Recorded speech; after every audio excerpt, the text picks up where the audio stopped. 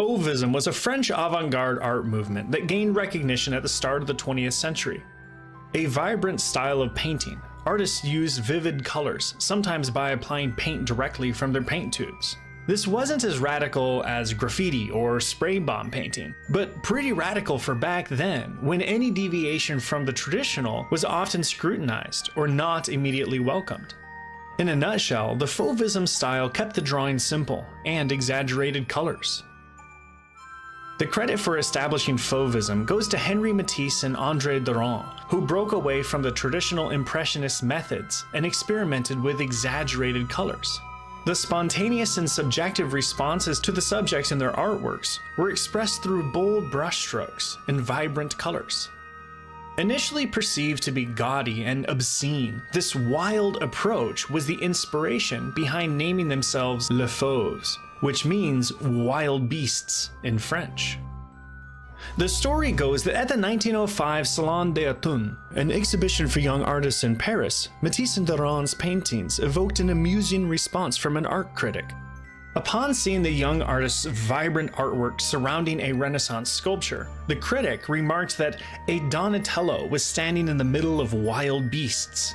The name was cheekily adopted by the artists who were inspired by this technique, which made Matisse the king of the wild beasts.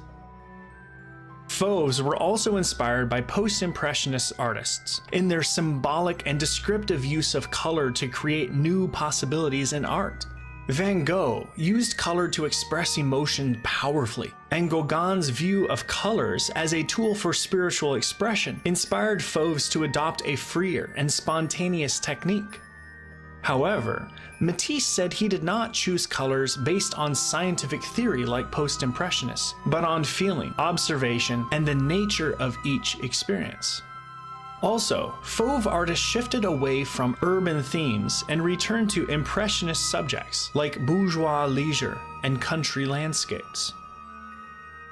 In order to produce a unified effect, despite loud contrasting colors, Fauve artists simplified their drawing style and included fewer details. Among the paintings at the first Fauve exhibition was Matisse's famous Woman with a Hat, a portrait of his wife. The pairs of complementary colors on her face, hat, and different parts of the painting deliver an expressive view of the woman. It was criticized by spectators. One critic was particularly harsh, saying that a pot of paint had been flung in the face of the public. Well-known American art collector and art critic Leo Stein, whose sister had incidentally bought the painting, called it the nastiest smear of paint he had ever seen. Despite early criticism, Woman with a Hat came to be an important and notable example of Fauvism. As Fauvism's first public outing of sorts, the Salon d'Automne ended up being a hit. Young artists viewed it as an exciting and thought-provoking technique. In the same year, Matisse and Derain created several Fauvist artwork in the south of France. Inspired by the beautiful vistas of the sea, yachts, sky, and surroundings, they used colors liberally to create bold complements. Matisse's open-window Colleux does not imitate the scene before him, but rather expresses how he conceives the scene in his mind.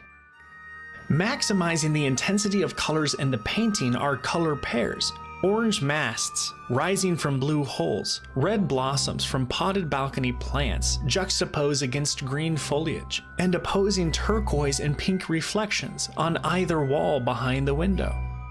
The beauty of the painting also lies in the illusion of depth and volume it creates. If you blink and reassess the painting, the actual scene before you disappears, and you see an overall decorative pattern of colors.